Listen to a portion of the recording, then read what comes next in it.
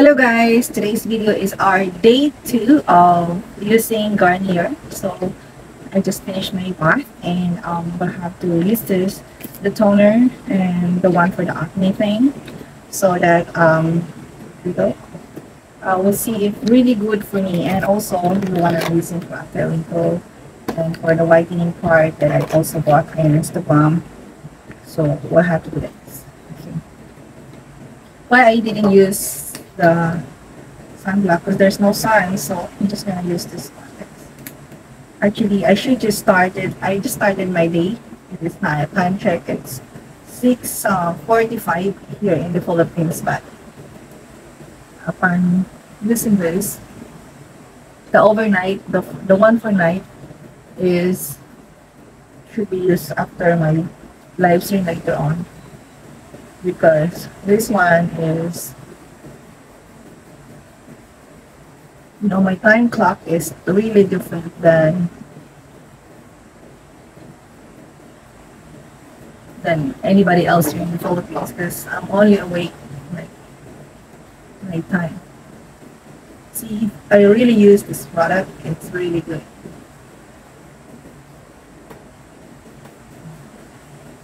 I already used the facial foam for anti-acne foam.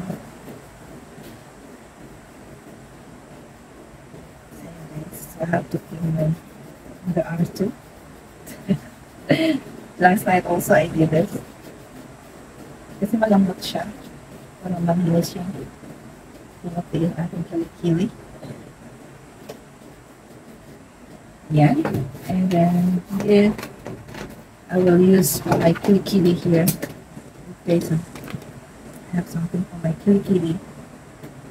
This is for whitening.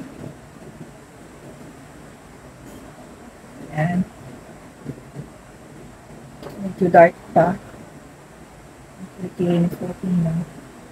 Pero hindi natin kung talagang may effect siya. Okay. And I use deodorant as well. Dove recommend. I use Dove because it doesn't irritate my skin on the arms. And now we're gonna use the anti-acne Garnier product for our face.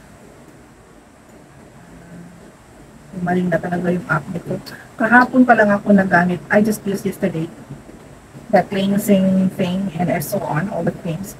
Ito na yung pangalawa ko kasi paggabi na-stress ako. So take all that stress out. You have to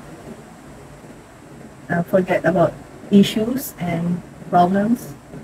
Just take care of ourselves. Have time for yourself every time, guys. Even though, ayun, ganda talaga siya kung ipinahin. I can feel that something is working around my acne. Ayan. Para siyang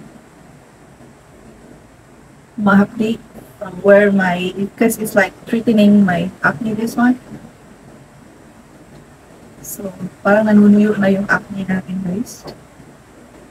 It's getting dry, yung acne. Lalo na dito sa may natin chin. Lots of acne. Nagkakaroon kasi ako ng pimples. Hindi ako natutulog na maaga. So, yesterday I didn't able to gulay.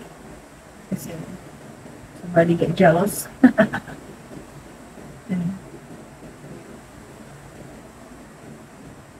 Yan na siya, guys. After this acne cream, we have to put this vitamin C. Vitamin C. Tuloy-tuloy na. You'll have to let it dry first before I put this one. Para hindi sila mag-contradict yung chemical, kung ano mang chemical ang meron sa anti-acne. Kaya natin siya mag-dry. Tapos, ito naman ang gagamitin natin. This one. This is the packaging. Okay? Importante kasi talaga meron tayong vitamin C sa ating mga face.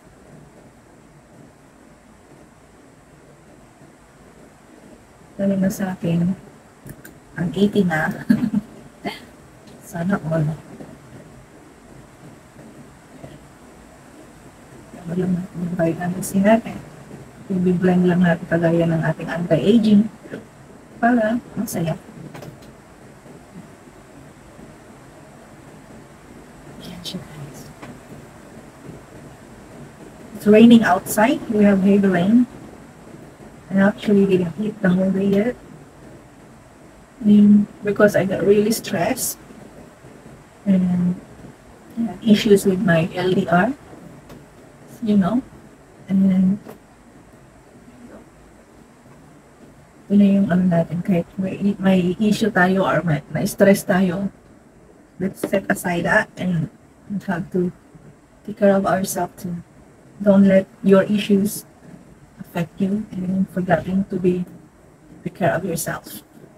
Okay, so we'll have to use this one, guys, for the anti-wrinkle. This is one of a kind, like that. You see, there's a thing from TikTok I used, and ayan, gamitan na siya natin dito. Medyo madami. Nalagay ko. Pinapaano nito yung focus tayo sa atin dito. Kasi ito yung magandang effect. So, nakatulog lang ako. Ginawa ko lang talaga the whole day. Tulog ako para hindi ako ma-stress. Mag-iisip. Tsaka raining here in Philippines. My God.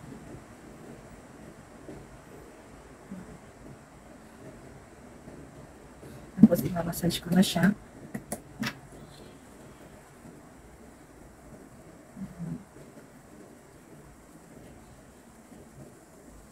So, importante, I put this one is to massage my face.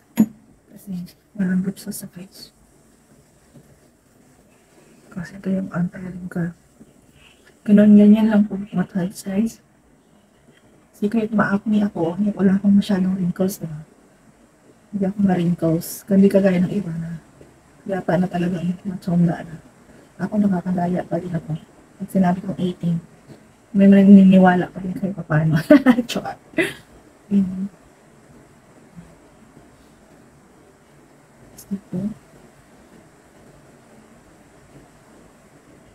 Gusto po ganun lang yung massage. Pataas para hindi siya magkulubot. Kailangan din talaga ng face natin yung massage.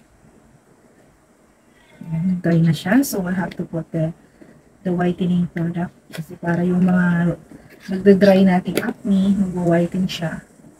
Kasi,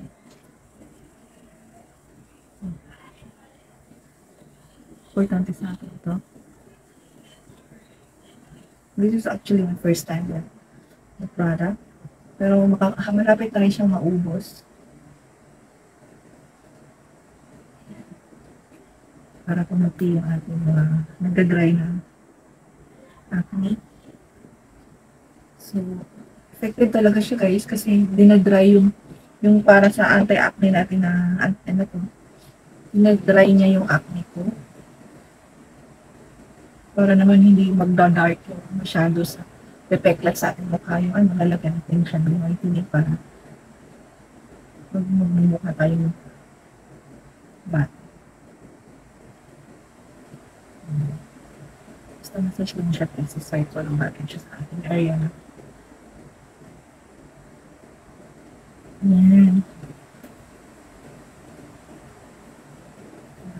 Tapos lalagyan ko na rin yung aking neck kasi nangingitim yung ating it's getting dark because of the necklace. Sana all.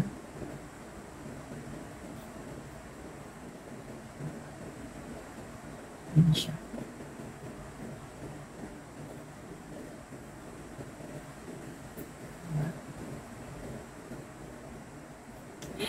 So, galing na ito, guys. Tapos, ano ko na. Tapos na tayo guys sa ating pag-apply ng ating Garnier products. So, ito yung ating mga ginagamit so far. Yan sila. Tapos, ito. Oops. Ito siya. And then, this one. Tsaka yung sa para sa kilikili ko. Ito yun siya guys. Sa Instagram pa rin to na buhay kong na purchase ito. So, yeah, we'll see kung talagang maganda ang effect niya. Kasi, mamahalin na yung product na ginagamit ko. Kasi doon ako sa mura. Parang lalo akong nagkaka-pimples. Tsaka ito, Garnier product is really, really good for the skin. Hindi ako nag-irritate. Hindi ako nasasaktan. Tapos, kahit pa ilang ulit ako siyang ipahid sa mukha. Basta hindi siya sensitive skin kasi. Pag alam mo na yung sensitive skin ka, if you keep rubbing it to your face, it will irritate. Iwasan mo na siya pag nag-irritate. Kasi that's not good for your skin type. Pagka yung parang wala lang na after mo siyang ilagay, wala lang siya, hindi siya mahapde, hindi siya gano'n na nag-irritate. Yan, good yan. So means, Garnier product is really good product for me. So ayan, itong mga to. So ito yung ginagamit natin na pang anti-acne. Napakaganda siyang ipahid sa mukha guys. Okay? Kasi normally before, ito yung gamit kong Eskinol. So, malapit na siyang mauubos. So, pag halimbawang nagaling ako sa labas, ito muna, tsaka yung ating anti-acne. Kasi, hindi naman, ito kasi na to talagang pang deep cleansing to, yung Eskinol na yan. Tsaka ito, pang smooth, to smooth out the, acne talaga. Yan, to treat also the acne. Tsaka ito, combination ito. Tapos ito naman kailangan natin para healthy yung skin natin with vitamin C tsaka pang vitamin sa dark spots natin, and then ito pang anti-wrinkle. So ayan, yan na yung natin day 2 for our skincare routine with Garnier products and the rest of the products that I tried, but those are not sponsored by those product brand guys. Okay, so yan, we'll see you. Yan ang ating transformation. Taran! Ayan guys, we're already done our day 2.